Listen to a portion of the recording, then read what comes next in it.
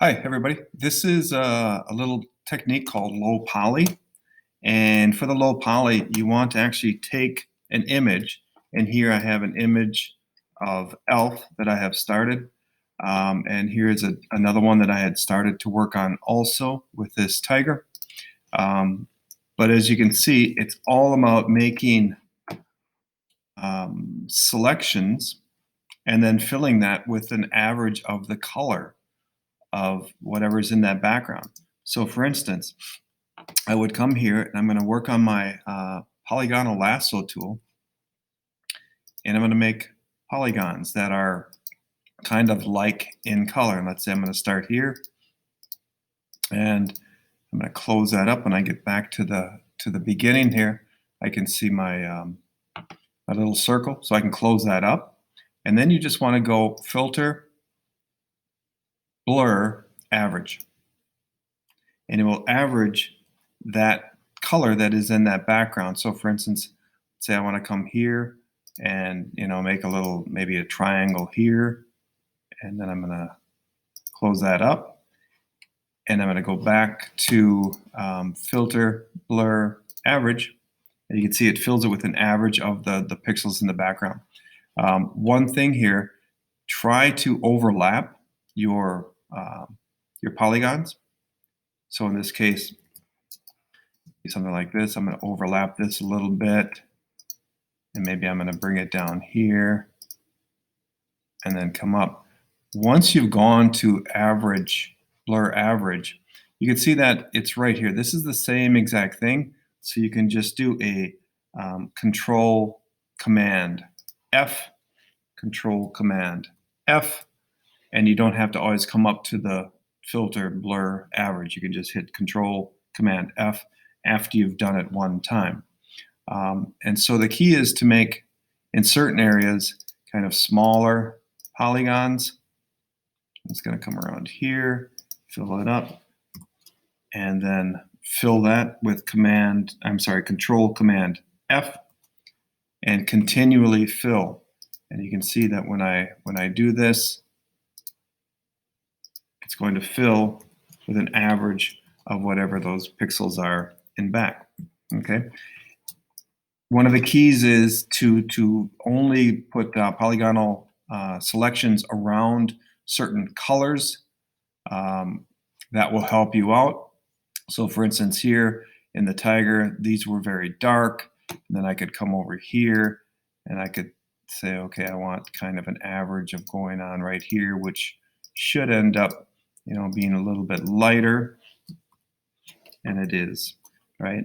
And then I could make another one over here, and just the dark part of this, and I can make these however many sided polygons that I want, and it turns into a really, really cool effect.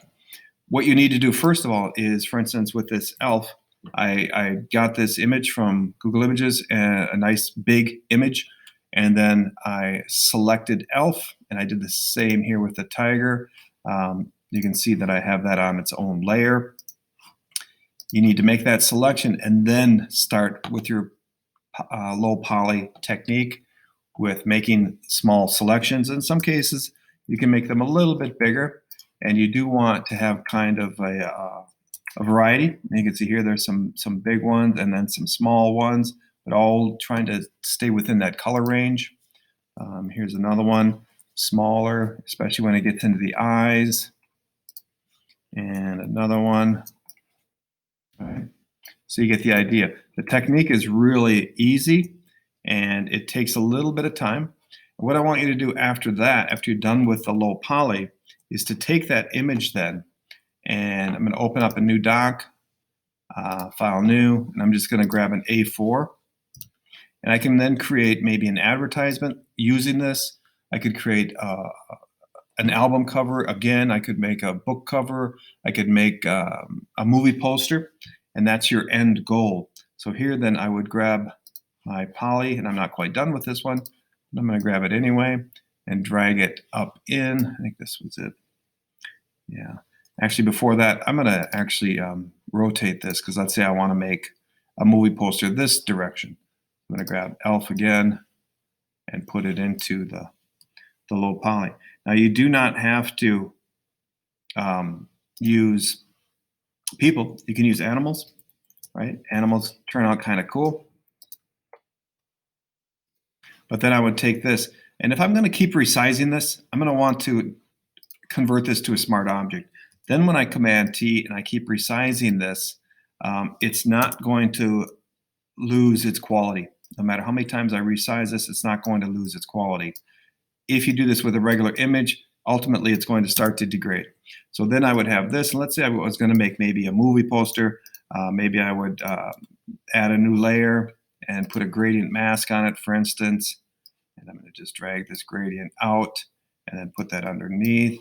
And then I can start to build maybe a movie poster here based on the character Elf.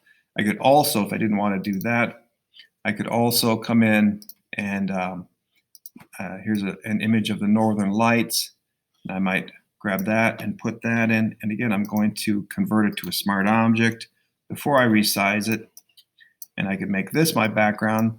And if I wanted the same kind of a, in this case, I might come up and give this a Gaussian blur just to blur that off a little bit. That's kind of cool. Cancel that. But if I wanted something similar, you go to Pixelate, and you can go maybe to Mosaic or Crystallize or Pontalize. I'm going to go to Crystallize. You can see what it does. It creates almost like a low poly effect. And maybe you'd want to create something like that for your background. The others are similar.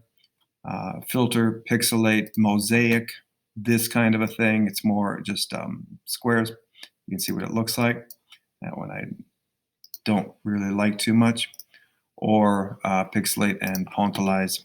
And eventually, hopefully this will come up if I hit it right. There it is. You get these sorts of things. So that one. I think the first one was the best. And then you create what you want out of this movie poster, book cover, album cover, advertisement. Could be a whole bunch of different things. I'm leaving that option up to you.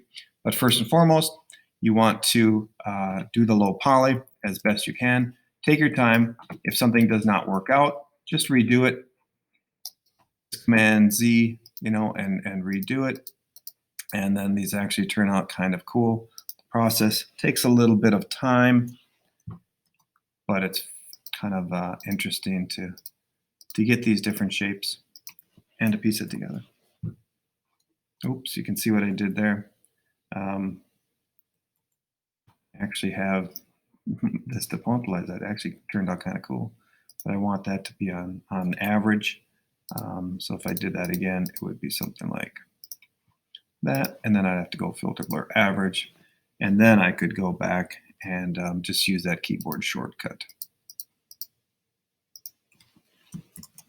of Control Command F.